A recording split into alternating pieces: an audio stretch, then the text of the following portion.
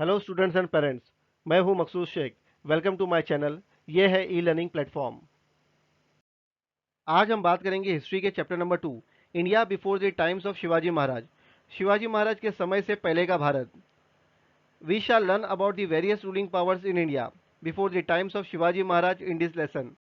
Various ruling power existed in India during that period. हम इस chapter में शिवाजी महाराज के दौर से पहले भारत में विभिन्न यानी अलग अलग शासक यानी हुक्मरानों की शक्तियों के बारे में जानेंगे। उस वक्त के दौरान भारत में विभिन्न यानी अलग अलग शासक यानी हुक्मरान मौजूद थे। Pal in the 8th century was a famous dynasty in Bengal. In central India, the Gurjar Pratihar power spread up to Andhra, Kalinga, Vidarbha, West Kathiawar, Kannauj and Gujarat. 8th century यानी 8वीं शताब्दी में पाल बंगाल का एक मशहूर राजवंश था।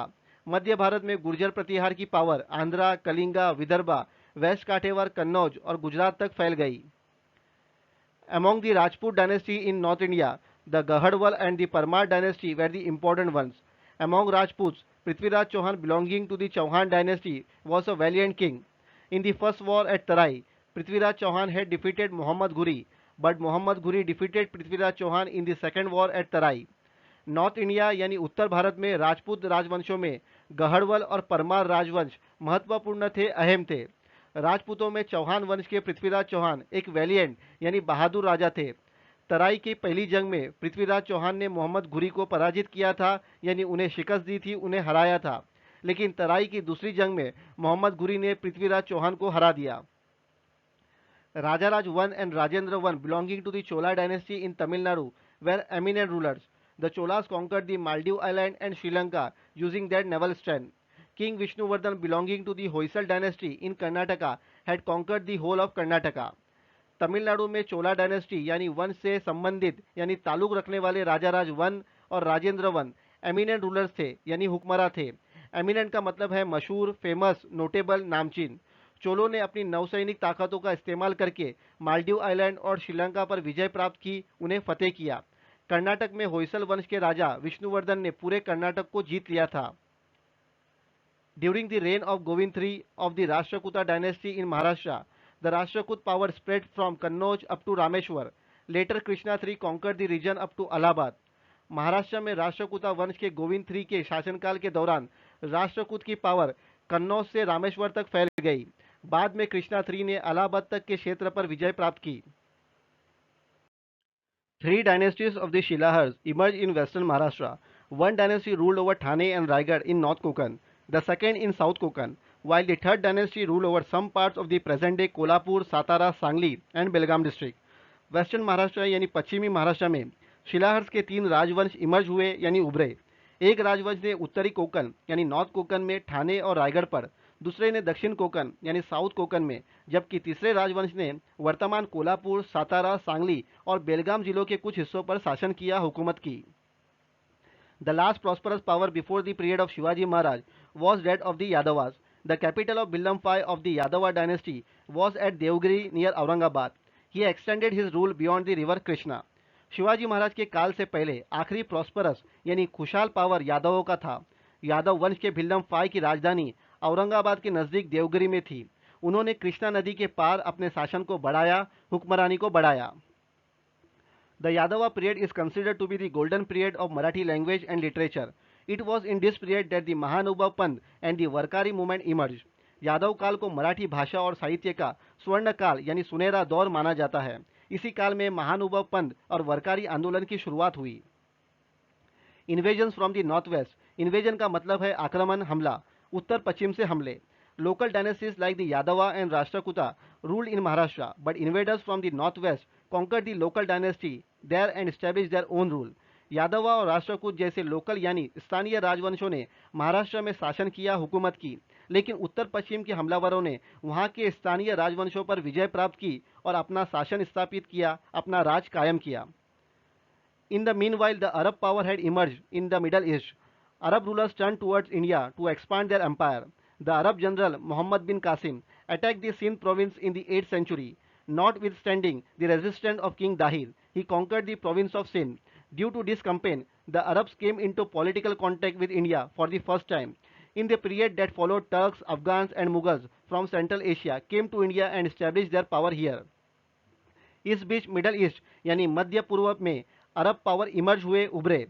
अरब हुक्मरानों ने अपनी साम्राज्य यानी सल्तनत को बढ़ाने के लिए भारत की ओर रुख किया।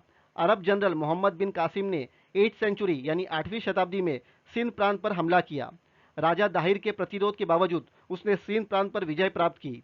इस अभियान के कारण अरब पहली बार भारत के साथ राजनीतिक संपर्क में आए।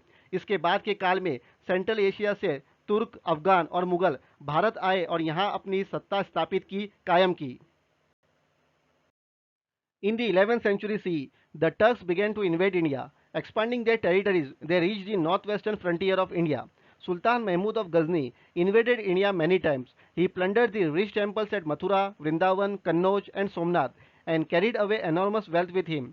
11th सेंचुरी CE यानी 11वीं शताब्दी में तुर्कों ने भारत पर हमला करना शुरू कर दिया। अपने इलाकों को बढ़ाते हुए वे भारत के उत्तर पश्चिमी सीमा तक पहुंच गए। गजनी के सुल्तान महमूद ने कई बार भारत पर हमला किया। उसने मथुरा, वृंदावन, कन्नौज और सोमनाथ के अमीर यानी समृद्ध मंदिरों को लूटा और अपने साथ बेपनाह दौलत ले गया। सल्तनत इन the north. In 1175 CE and 1178 CE, Sultan Muhammad Ghuri of Ghur from Afghanistan invaded India. He appointed Qutbuddin Aibak to look after the governance of the conquered territories in India. Later, after the death of the Muhammad Ghuri in 1206 CE, Aibak began to rule the Indian territories under his rule independently. Aibak, who was initially a slave, became the ruler of Delhi. He died in 1210 CE. 1175 CE और 1178 CE में अफगानिस्तान से घुर के सुल्तान मोहम्मद घुरी ने भारत पर हमला किया। उन्होंने भारत में विजित क्षेत्र यानी जीते हुए फतेह किए गए इलाकों की हुक्मरानी के लिए, उनकी देखभाल के लिए कुतुबुद्दीन ऐबक को नियुक्त किया, अपॉइंट किया। बाद में 1206 CE में मोहम्मद घुरी की मौत के बाद ऐबक ने इंडिपेंडेंट यानी स्वतंत्र रूप से हुक्मरानी के तहत भारतीय इलाकों पर हुकूमत करना शुरू कर दिया। ऐबक जो शुरू में गुलाम था, दिल्ली का हुक्मरान बन गया। 1210 CE में उनकी मौत हो गई। Ibrahim Lodi was the last sultan. He made many enemies because of his peculiar temperament. Daulat Khan Lodi, governor of Punjab, invited Babur, the ruler of Kabul, to fight against Ibrahim Lodi. Babur defeated Ibrahim Lodi in the battle and thus the sultanate came to an end. Ibrahim Lodi आखिरी सुल्तान थे। उन्होंने अपने अजीबो गरीब स्वभाव के कारण कई दुश्मन बनाए। पंजाब के गवर्नर दौलत खान लोदी ने काबुल के हुक्मरान बाबर को इब्राहिम लोदी के खिलाफ लड़ने के लिए आमंत्रित किया, दावत दी। बाबर ने जंग में इब्राहिम लोदी को हराया और इस तरह सल्तनत का अंत हो गया, खात्मा हो गया। The kingdom of Vijayanagar. Vijayanagar का साम्राज्य, वहां की बादशाही। During the reign of sultan Muhammad bin Tughluq of Delhi, there were many revolts in the south against the central power of Delhi. From these revolts arose the formidable Vijayanagar and Bahamani kingdoms. Delhi के सुल्तान सुल्तान मोहम्मद बिन तुगलक के शासनकाल यानी हुकूमत के दौरान दिल्ली के सेंट्रल पावर के खिलाफ साउथ यानी दक्षिण में कई विद्रोह हुए यानी बगावतें हुई। इन विद्रोह बगावतों से फॉर्मेडेबल यानी जबरदस्त विजयनगर और बहामनी राज्यों का सल्तनत का उदय हुआ, वो वजूद में आए। The brothers Harihar and Bukka from South India were Sardars in the service of the Delhi Sultanate. Taking advantage of the instability in the south during the reign of Muhammad bin Tughlaq, they founded the kingdom of Vijayanagar in the south in 1336 CE. Hampi in today's Karnataka was the capital of this kingdom. Harihar was the first king of Vijayanagar. भाई हरिहर और बुक्का south India यानी दक्षिण भारत के दिल्ली सल्तनत की सेवा यानी खिदमत में सरदार थे। मोहम्मद बिन तुगलक के शासनकाल यानी हुकूमत के दौरान साउथ यानी दक्षिण में इंस्टेबिलिटी यानी अस्थिरता का फायदा उठाते हुए उन्होंने 1336 CE में साउथ यानी दक्षिण में विजयनगर राज्य की स्थापना की, बादशाहत कायम की। Harihara was succeeded by his brother Bukka. Bukka brought the region up to Rameshwar under his control. Harihara का उत्तराधिकारी उसका भाई बुक्का हुआ। बुक्का ने इस इलाके को रामेश्वर तक अपने कंट्रोल यानी नियंत्रण में ले लिया। Krishnadevaraya. Krishnadevaya ascended the throne of Vijayanagar in 1509 CE. He conquered Vijayawada and Rajmahendri and annexed the region to his kingdom. He defeated the combined forces of the armies of the sultans who had united under the leadership of the Bahamani Sultan Mahmud Shah. During Krishnadevaraya's reign, the kingdom of Vijayanagar extended from Cuttack in the east up to Goa in the west and from the Raichur Doab in the north up to the Indian Ocean in the south. He died in 1530 CE. कृष्णादेवराया 1509 CE में विजयनगर की गद्दी पर बैठे। उन्होंने विजयवाड़ा और राजमहेंद्री पर विजय प्राप्त की, उन्हें फतेह किया और इन क्षेत्रों को अपने राज्य में शामिल किया। उन्होंने बहामनी सुल्तान महमूद शाह के नेतृत्व में एकजुट हुए सुल्तानों की सेनाओं की संयुक्त सेना को हराया। कृष्णदेवराय के शासनकाल यानी हुकूमत के दौरान विजयनगर का राज्य पूर्व में कटक से लेकर पश्चिम में गोवा तक और उत्तर में रायचूर डोब से लेकर दक्षिण में इंडियन ओशन यानी हिंद महासागर तक फैला हुआ था। 1530 सीई में उनकी मृत्यु हो गई। Krishna Devaraya was a scholar. He wrote Amukta Malyada, a Telugu compendium on polity. The Hazar Ram temple and Vitthal temple were built in Vijayanagar during his reign. Krishna देवराया एक विद्वान थे। उन्होंने राजनीति पर एक तेलुगु संग्रह अमुक्ता मलयाड़ा लिखा। कॉम्पेंडियम का मीनिंग है collection of concise but detailed information about a particular subject. उनके शासनकाल में विजयनगर में हजार राम मंदिर और विठल मंदिर का निर्माण किया गया था। The decline of the Vijayanagar kingdom began with the death of the Krishna Devaraya. In 1565 CE, at Talikod in the present state of Karnataka, there was a battle between Adil Shahi, Nizam Shahi, Qutub Shahi, Barit Shahi on one side and Vijayanagar on the other side. Vijayanagar was defeated. Thereafter, the dominance of the Vijayanagar came to an end. Vijayanagar साम्राज्य का decline यानी पतन कृष्णा देवराय की मौत के साथ शुरू हुआ। 1565 सीई में वर्तमान कर्नाटक राज्य के तालीकोट में एक तरफ आदिल शाही, निज़ाम शाही, कुतुब शाही, बरीद शाही और दूसरी तरफ विजयनगर के बीच लड़ाई हुई थी। विजयनगर हार गया। इसके बाद विजयनगर का डोमिनेंस यानी प्रभुत्व समाप्त हो गया था, खत्म हो गया था। डोमिनेंस का मतलब है powerful position. The Bahmani kingdom, Bahmani साम्राज्य। While Muhammad bin Tughlaq was still reigning, some of his Sardars in the Deccan rose in rebellions against him. The leader of this Sardar, Hasan Gangu, defeated the army of the Sultan of Delhi. A new kingdom known as Bahamani Kingdom came into existence in 1347 CE. Hasan Gangu became the first Sultan of the Bahamani Kingdom. He made the city of Gulbarga in Karnataka his capital. जबकि मोहम्मद बिन तुगलक अभी भी शासन कर रहा था, डेक्कन में उसके कुछ सरदारों ने उसके खिलाफ विद्रोह कर दिया, उसके खिलाफ बगावत की। इन सरदारों के नेता हसन गंगू ने दिल्ली के सुल्तान की सेना को हरा दिया। एक नया राज्य जिसे बहामनी साम्राज्य के नाम से जाना जाता है 1347 सीई में अस्तित्व में आया। हसन गंगू बहामनी साम्राज्य के पहले सुल्तान बने। उन्होंने कर्नाटक के गुलबर्गा शहर को अपनी राजधानी बनाई। Mahmud Gawan. Mahmud Gawan was the chief wazir of the Bahamani kingdom. He was a good administrator. He strengthened the Bahamani kingdom. He started paying the soldiers their salaries in cash instead of through land grants. He brought discipline in the army. He introduced many reforms in the land revenue system. He opened a madrasa at Bidar for Arabic and Persian studies. Mahmood गवान बहामनी साम्राज्य यानी सल्तनत का प्रमुख वजीर था। वो एक अच्छे एडमिनिस्ट्रेटर यानी प्रशासक थे। उन्होंने बहामनी साम्राज्य को मजबूत किया। उन्होंने सैनिकों को उनके वेतन का भुगतान भूमि अनुदान के बजाय कैश यानी नकद में करना शुरू कर दिया। लैंड ग्रांट्स का यहाँ मतलब है सोल्जर्स को सैलरी के बजाय लैंड दिया जाता था। उन्होंने सेना में डिसिप्लिन यानी अनुशासन लाया। उन्होंने लैंड रेवेन्यू सिस्टम में कई सुधार किए। उन्होंने अरबी और फारसी सीखने के लिए बिदर में एक मदरसा खोला। After the death of the Mahmud Gawan, factionism increased among the Bahamani Sardar. The conflict with the Vijayanagar kingdom had an adverse effect on the Bahamani kingdom. The provincial governors began to act more independently. This led to the disintegration of the Bahamani kingdom into 5 small powers: Imad Shahi of Warhat, Barid Shahi of Bidar, Adil Shahi of Bijapur, Nizam Shahi of Ahmednagar and Qutub Shahi of Golconda. Mahmood गवान की मौत के बाद बहामनी सरदारों में गुटबाजी बढ़ गई। फैक्शनिज्म का मीनिंग है कि बड़े ग्रुप के अंदर दो या दो से ज़्यादा छोटे ग्रुप के बीच विवाद झगड़े। विजयनगर साम्राज्य के साथ कॉन्फ्लिक्ट यानी संघर्ष का बहामनी साम्राज्य पर एडवर्स यानी खराब प्रभाव पड़ा। प्रोविंशियल गवर्नर अधिक स्वतंत्र यानी ज़्यादा आज़ादी से काम करने लगे। इससे बहामनी साम्राज्य 5 छोटे शक्तियों में बिखर गया। वरहत की इमाद शाही, बिदर की बरीद शाही, बीजापुर की आदिल शाही, अहमदनगर की निज़ाम शाही और गोलकोंडा की कुतुब शाही। Mughal power. In 1526 CE, the Sultanate of Delhi came to an end. Mughal power was established there. 1526 CE में दिल्ली सल्तनत का अंत हो गया। वहाँ मुगल सत्ता की स्थापना हुई। Babar. Babur was the founder of Mughal power. He was the king of Fargana in Central Asia in today's Uzbekistan. He had heard of the wealth in India, so he planned an invasion of India.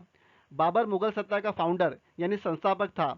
वो आज के Uzbekistan में central Asia के Fergana के राजा थे। उन्होंने भारत में wealth यानी धन दौलत के बारे में सुना था, इसलिए उन्होंने भारत पर आक्रमण की योजना बनाई।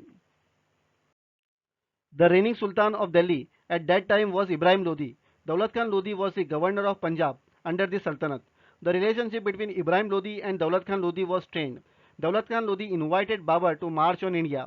Taking this opportunity, Babur invaded India. To repel Babur's invasion, Ibrahim Lodi started with his army. There was a battle between Ibrahim Lodi and Babur on 21st April 1526 at Panipat. In this battle, Babur made use of an artillery effectively for the first time in India. He defeated Ibrahim Lodi's army. This is known as the First Battle of Panipat. उस वक्त दिल्ली के सुल्तान इब्राहिम लोदी थे। दौलत खान लोदी सल्तनत के तहत पंजाब के governor यानी राज्यपाल थे। इब्राहिम लोदी और दौलत खान लोदी के बीच संबंध तनावपूर्ण थे। दौलत खान लोदी ने बाबर को भारत पर चढ़ाई करने के लिए आमंत्रित किया। इस मौके का फायदा उठाकर बाबर ने भारत पर आक्रमण कर दिया, हमला कर दिया। बाबर के आक्रमण को पीछे हटाने के लिए इब्राहिम लोदी ने अपनी सेना के साथ शुरुआत की। 21 अप्रैल 1526 को पानीपत में इब्राहिम लोदी और बाबर के बीच जंग हुई थी। इस जंग में बाबर ने भारत में पहली बार प्रभावी ढंग से तोपखाने का इस्तेमाल किया। उन्होंने इब्राहिम लोदी की सेना को पराजित किया, हराया। इसे पानीपत की पहली लड़ाई के रूप में जाना जाता है। After the battle of Panipat, Rana Sanga of Mewar brought all Rajputs king together. There was a battle between Babur and Rana Sanga at Khanwa. Babur's artillery and reserve force played a key role in this battle, and Rana Sanga's armies was defeated. Babur died in 1530 CE. Panipat की लड़ाई के बाद मेवाड़ के राणा सांगा ने सभी राजपूत राजाओं को एक साथ लाया। खनवा में बाबर और राणा सांगा के बीच युद्ध हुआ था। इस लड़ाई में बाबर की तोपखाने और आरक्षित सेना ने अहम भूमिका निभाई और राणा सांगा की सेना हार गई। 1530 CE में बाबर की मौत हो गई। Akbar was the most powerful king of the Mughal dynasty. When he tried to bring India under his central authority, he had to face opposition. Maharana Pratap, Chand Bibi, Rani Durgavati struggled against him. Their struggle is noteworthy. Akbar Mughal वंश का सबसे शक्तिशाली राजा था। जब उन्होंने भारत को अपने केंद्रीय अधिकार में लाने की कोशिश की तो उन्हें विरोध का सामना करना पड़ा। महाराणा प्रताप, चांद बीबी, रानी दुर्गावती ने उनके खिलाफ संघर्ष किया, जद्दोजहद की। उनका संघर्ष उल्लेखनीय है यानी काबिले जिक्र है। Maharana Pratap, after the death of the Uday Singh, Maharana Pratap ascended the throne of Mewar. He continued the struggle for Mewar existence till the very end, struggle with Akbar to maintain his independence. He has become immortal in history due to his qualities of valor, courage, self-respect, sacrifice, etc.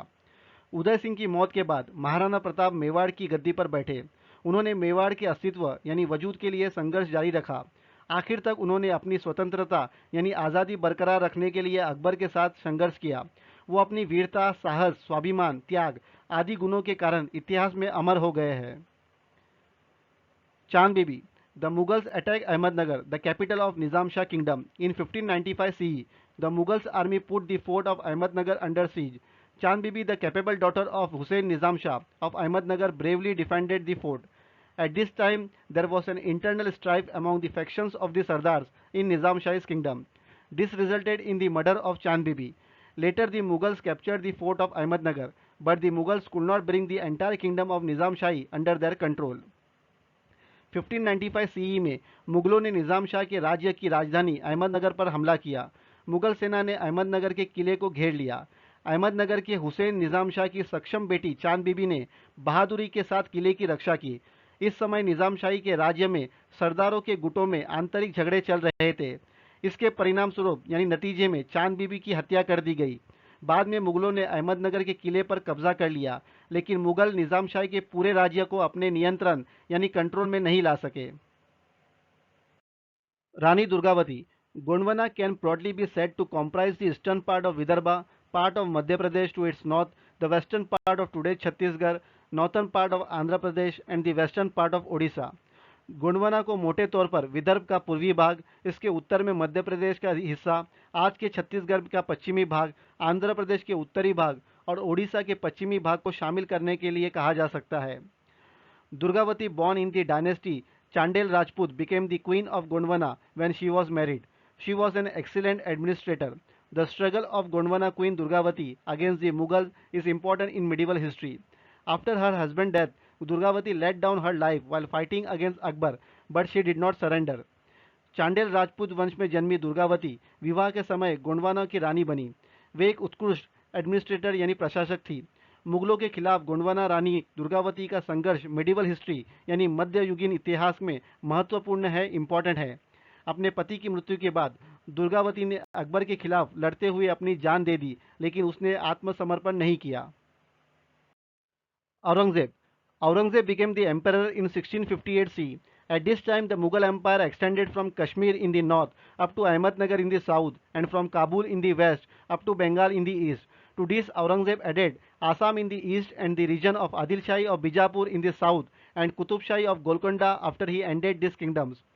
Aurangzeb 1658 CE में सम्राट बने। इस समय मुगल साम्राज्य उत्तर में कश्मीर से लेकर दक्षिण में अहमदनगर तक और पश्चिम में काबुल से पूर्व में बंगाल तक फैला हुआ था। इसके साथ औरंगजेब ने इन राज्यों को समाप्त करने के बाद पूर्व में आसाम और दक्षिण में बीजापुर के आदिलशाही और गोलकुंडा की कुतुबशाही के क्षेत्रों यानी इलाकों को जोड़ा।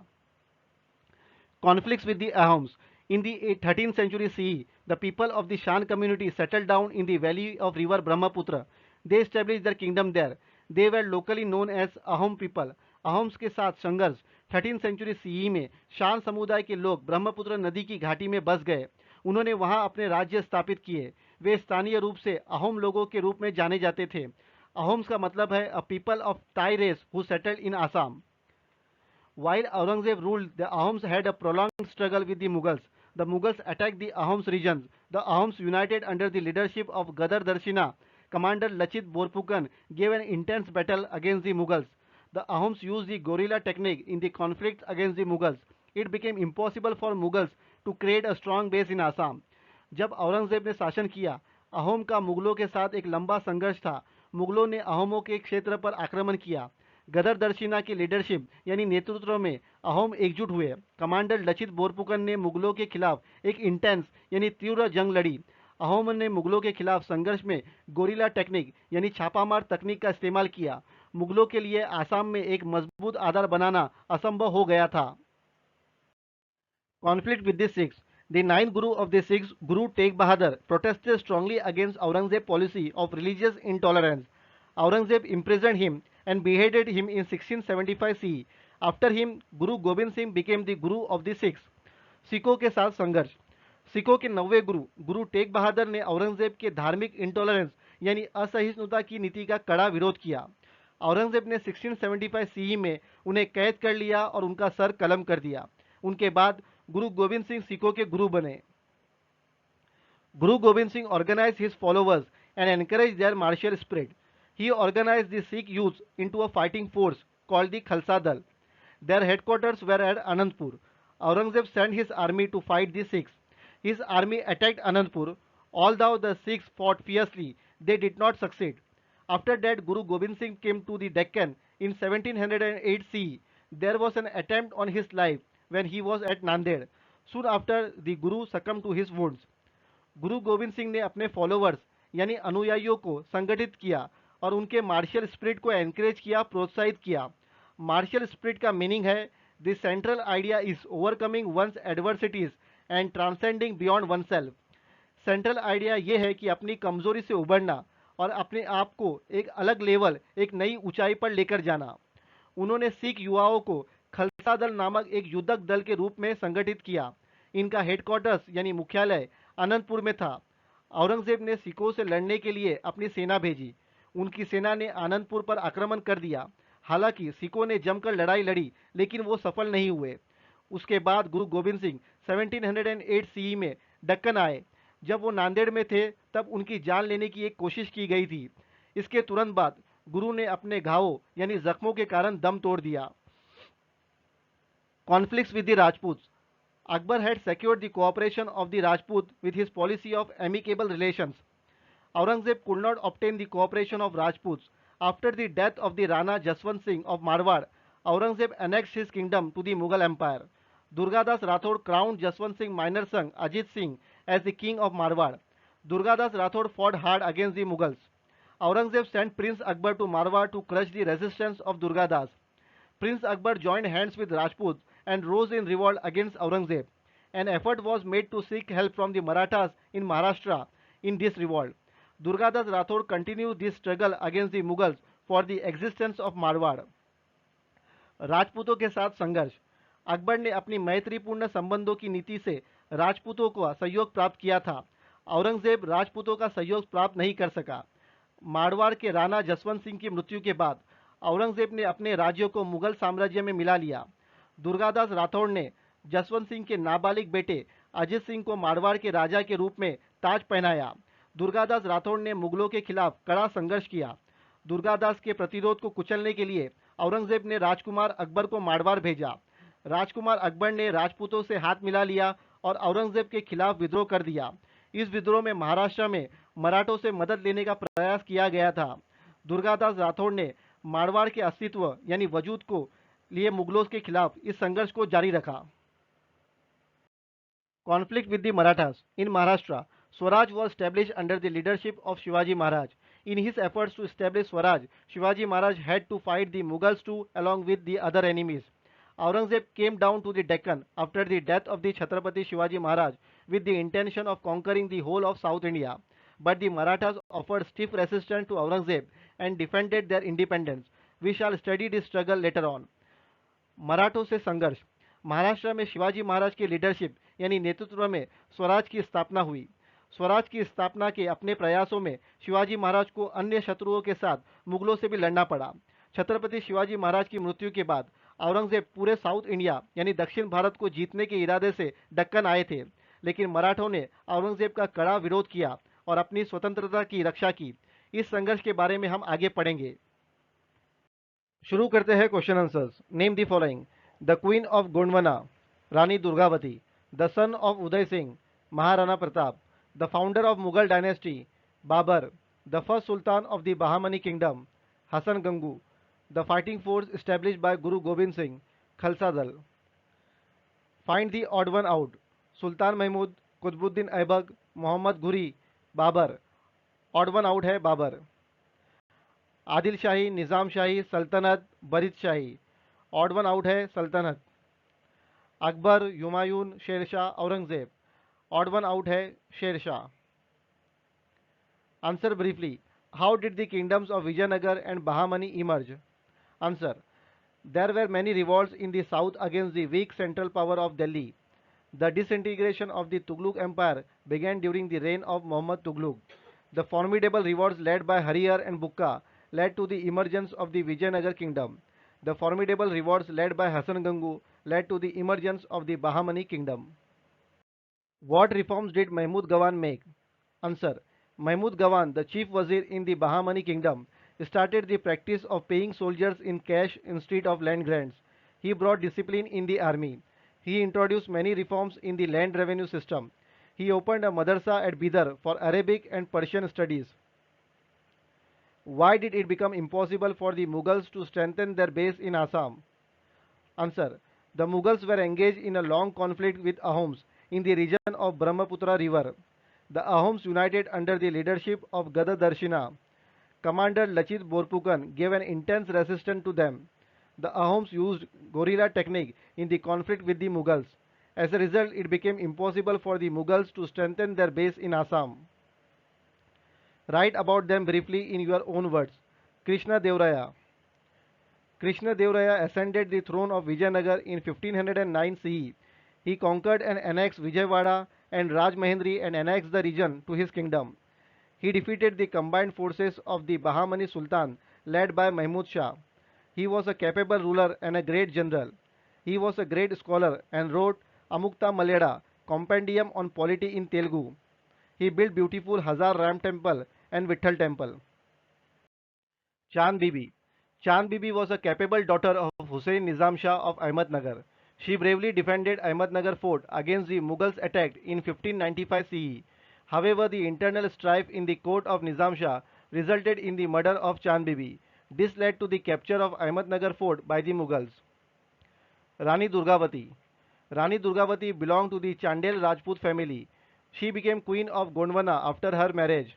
She was an excellent administrator. After the death of her husband, she fought for a long time against the army of Akbar. She did not surrender and died on the battlefield while fighting against the Mughal army. Give reason. The Bahamani kingdom disintegrated into 5 fragments. Bahamani kingdom 5 टुकड़ों में but गया. Answer. The factionalism amongst the Bahamani Sardars increased after the death of the Mahmud Gawan. The conflict with the Vijayanagar kingdom had an adverse effect on the Bahamani kingdom. The provincial governors began to act more independently. All these factors led to the disintegration of the Bahamani kingdom into five fragments. Rana Sanga's army was defeated. Answer. After the Battle of Panipat, Rana Sanga of Mewar had brought together all Rajput kings. A battle was fought between Babar and Rana Sanga at Khanwa. However, Babar's artillery and reserve forces played a key role in the battle. As a result, Rana Sanga army was defeated in the Battle of Khanwa. Maharana Pratap has become immortal in history. Answer. Maharana Pratap of Mewar continued the struggle for existence. He gave a valiant fight to Akbar to maintain the independence of Mewar. Hence, Maharana Pratap has become immortal in history for his valor, courage, self-respect, and sacrifices. Aurangzeb imprisoned Guru Tegh Bahadur. Answer. Guru Tegh Bahadur was the ninth Guru of the Sikhs. He strongly protests against Aurangzeb's policy of religious intolerance. Hence, Aurangzeb imprisoned and he beheaded Guru Tegh Bahadur in 1675 CE. The Rajputs fought against the Mughals. Answer. Aurangzeb failed to secure cooperation of the Rajputs due to his expansionist policy. He annexed Marwar after the death of Rana Jaswant Singh. Durgadas Rathod crowned Ajit Singh, the minor son of Jaswant Singh, and fought against Aurangzeb for the survival of Marwar. Complete the timeline. Establishment of Bahamani Kingdom हुआ था 1347 CE में. 1509 CE में क्या हुआ था? Answer है कृष्णा देव राया ascended to throne of Vijayanagar. Establishment of the Mughal Kingdom कब हुआ था? आंसर है 1526 CE. दोस्तों, इस वीडियो को देखने के लिए थैंक यू. इस वीडियो को ज़्यादा से ज़्यादा शेयर करें, लाइक करें और इस चैनल को सब्सक्राइब करें और साथ ही बेल आइकन को प्रेस कीजिए जिससे आपको वीडियोस की नोटिफिकेशन मिलती रहे.